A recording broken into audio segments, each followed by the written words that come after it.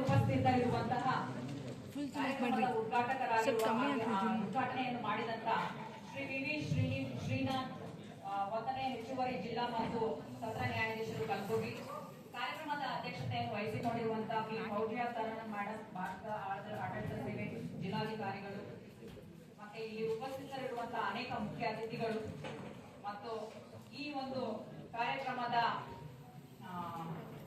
Coordinator ಆಗಿರುವಂತಹ Shri Srinivas Navale sir, ಮತ್ತೆ ಇನ್ನೋರ್ವ ADC sir ಅವರು ಶ್ರೀ ರಾಯಪ್ಪ ಮುಸಿ. ಇವತ್ತಿನ ದಿವಸ ನಾವು we talk about human rights. So human rights ಅಂತಂದ್ರೆ what we need to know is rights that are available exclusively to human beings, not for others. So when we say that they are exclusively available to human beings, we need to know the roots of human rights. So ಇದರ ಆಳವನ್ನು, ಇದರ roots ಅನ್ನು ನೋಡಕ್ಕೆ ಹೋದಾಗ from two perspective we can trace out the roots of human rights. What are those two aspects? One is philosophical or religious point of view roots, and the other one is legal point of view. So what is this philosophical and religious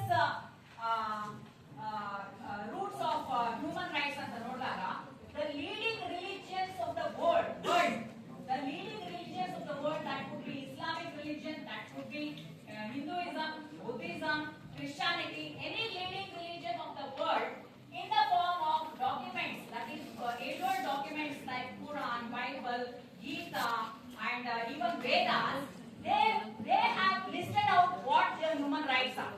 So basically it starts from the philosophical point of view. That is what human rights is.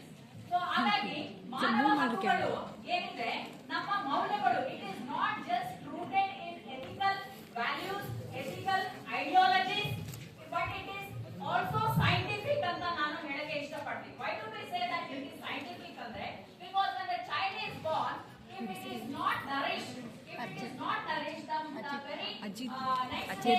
ನನ್ನ ಹೆಸರು ಗೊತ್ತಿಲ್ಲ, ಎಷ್ಟು ದಿನ ನನ್ನ ಸಂಗಡ ಮಾತಾಡಿ ಎದ್ದಿಂದಿರಿ first ಎದ್ದಿಂದಿರು ಎದ್ದಿಂತ ಹೇಳಂದ್ರು ಇದೆ, ತುಂಬಾನೇ ಇದೆ ಅಂತ ನಾನು ಹೇಳ್ಬೋದು. ಸೊ ಹಾಗಾಗಿ ಈಗ ಲೀಗಲ್ ಪಾಯಿಂಟ್ ಆಫ್ ವ್ಯೂ ಬಂದು ನೋಡಿದಾಗ, ಸೊ ಒಂದು ಫಿಲಾಸಫಿಕಲ್ ರೂಟ್, ಇನ್ನೊಂದು ಲೀಗಲ್ ರೂಟ್ ಅಂತ ಹೇಳ್ತಾರೆ.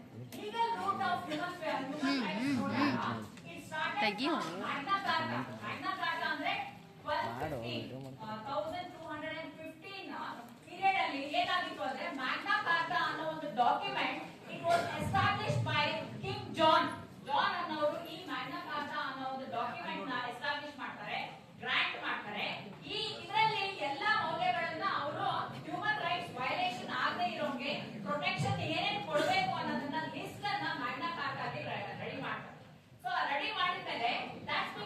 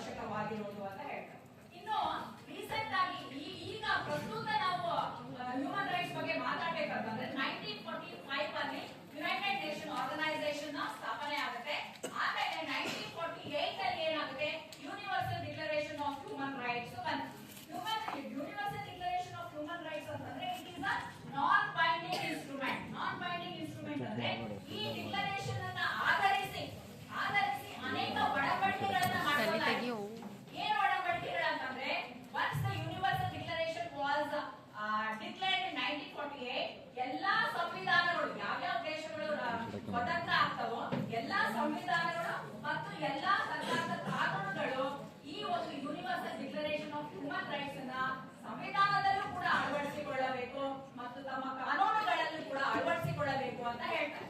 ಸೊ ಹಾಗಾಗಿ ನಮ್ಮ ಭಾರತ ಸಂವಿಧಾನ ನಿಮಗೆಲ್ಲ ಗೊತ್ತಿರಂಗೆ it was adopted in 26th November 1949 and it was enforced in 19th Republic Day, that is 1950 January 26.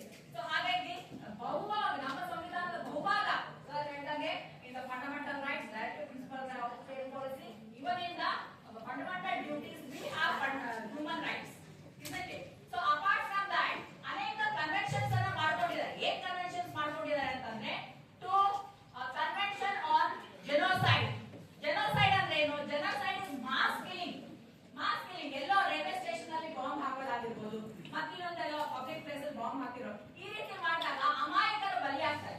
ಅಮಾಯಕರ human rights violation ಆಗುತ್ತೆ. ಇದನ್ನ ತಡೆಗಟ್ಟಬೇಕು ಅಂತ ಒಂದು ಒಡಂಬಡಿಕೆ ಮಾಡ್ಕೋತಾರೆ. ಅದಕ್ಕೆ ರಾಟಿಫೈ ಆಗುವಂತ ಎಲ್ಲಾ ದೇಶಗಳು ಅದಕ್ಕೆ ಸಂಬಂಧಪಟ್ಟಂತ ಕಾನೂನುಗಳನ್ನ ಮಾಡಿಕೊಳ್ತಕ್ಕದ್ದು. ಇನ್ನೊಂದೇನಂದ್ರೆ ರೆಫ್ಯೂಜಿ ಕನ್ವೆನ್ಷನ್ ಅಂತ ಮಾಡಿದ್ರು. ಇವೆಲ್ಲ 1948 ಆದ್ಮೇಲೆ ಬಂದಂತ ಕನ್ವೆನ್ಷನ್. ಅದು ರೆಫ್ಯೂಜಿ ಕನ್ವೆನ್ಷನ್ ಏನು? ಯಾವುದೇ ಒಂದು ದೇಶ ತನ್ನ ಸ್ವಂತ ದೇಶದಿಂದ ತಮ್ಮನ್ನ ಹೊರಗೆ ಹಾಕಿದಾಗ ಬೇರೆಯವರ ದೇಶಕ್ಕೆ ಆಶ್ರಯ ಕೇಳ್ತಾರೆ. They will seek asylum. When they seek asylum, so to provide asylum, ಅವರಿಗೆ ರಕ್ಷಣೆ ನೀಡುವುದು ಒಂದು ಮಾನವ ಹಕ್ಕಾಗಿದೆ. ಅವರಿಗೆ ರಕ್ಷಣೆ ನೀಡುವುದು ನೀಡದೇ ಇದ್ರೆ ಮಾನವ ಹಕ್ಕಿನ ಉಲ್ಲಂಘನೆ ಆಗುತ್ತೆ ಅಂತ ಹೇಳ್ತಾರೆ. Okay, so we have to protect the rights and we have to give asylum to the those who are victims. ಈಗ ಫಾರ್ ಎಕ್ಸಾಂಪಲ್ ನಮ್ಮ ದೇಶದಲ್ಲಿ ಟಿಬೆಟಿಯನ್ಸ್ ಇದ್ದಾರೆ. ಆಗಿರ್ಬೋದು, ನಾವು ಟಿಬೆಟಿಯನ್ಸ್ ನೋಡ್ತೀವಿ, ನಾವು ಅವ್ರಿಗೆ ಅಸೈಲಂ ಕೊಟ್ಟಿದ್ದೀವಿ when they were attacked by the Chinese. ಅದಾದ್ಮೇಲೆ ಇವನ್ ಬಾಂಗ್ಲಾದೇಶ ಅವರು ಕೂಡ ನಾವು ಅದು ಪ್ರತ್ಯೇಕವಾದಂತ ರಾಷ್ಟ್ರ ಆಗೋದಕ್ಕಿಂತ ಮುಂಚೆ ನಾವು ಅಸೈಲಂ ಅನ್ನ ಕೊಟ್ಟಿದ್ದೀವಿ. ಸೊ ಈ ರೀತಿಯಾಗಿ ಅಸೈಲಂ ಅನ್ನು ನೀಡುವುದು ಕೂಡ ಮಾನವ ಹಕ್ಕಿನ ಮುಖ್ಯವಾದ ಭಾಗವಾಗಿದೆ. ಆಮೇಲೆ ರೇಷಿಯಲ್ ಡಿಸ್ಕ್ರಿಮಿನೇಷನ್ ಮಾಡಬಾರ್ದು. What you mean by racial discrimination? Racial discrimination is like based on skin color or based on facial features. ಈಗ ನಾವು ಅಮೆರಿಕ, ಸೌತ್ ಆಫ್ರಿಕಾದಲ್ಲಿ ಆಗಿರೋದನ್ನ ನೋಡ್ತೀವಿ, ಜನಾಂಗೀಯ ವರ್ಣಭೇದ. ಸೊ ಈ ರೀತಿ ಮಾಡಿದಾಗ ಅದು ಕೂಡ ಮಾನವ ಹಕ್ಕಿನ ಉಲ್ಲಂಘನೆ ಆಗುತ್ತೆ. ಸೊ ಆಮೇಲೆ when we come to the police department, ಏನಾಗುತ್ತೆ ಪೊಲೀಸ್ ಡಿಪಾರ್ಟ್ಮೆಂಟ್ ಅಲ್ಲಿ custodial violence, illegal detention, illegal arrest. So ಈಗ ಸರ್ ಅವರು ನಾವು ಅನೇಕ ಸುಧಾರಣೆಗಳನ್ನ ಮಾಡಿದೀವಿ, ರಿಫಾರ್ಮ್ಸ್ ಅನ್ನ ತಂದಿದ್ದೀವಿ, CCTV ಕ್ಯಾಮೆರಾ ತಂದಿದ್ದೀವಿ. ಸೊ ಡೆವಲಪ್ಮೆಂಟ್ಸ್ ಆಗ್ತಾ ಇದೆ. So even our executive, that is bureaucrats like DC madam ಆಗಿರ್ಬೋದು, even our judiciary, even our executive police department has got a crucial role to play in bringing reforms. So whenever I say criminal laws, ಈ human rights ಅಲ್ಲಿ criminal loss include ಆಗಿದೆ, civil loss include ಆಗಿದೆ, ಎಲ್ಲ include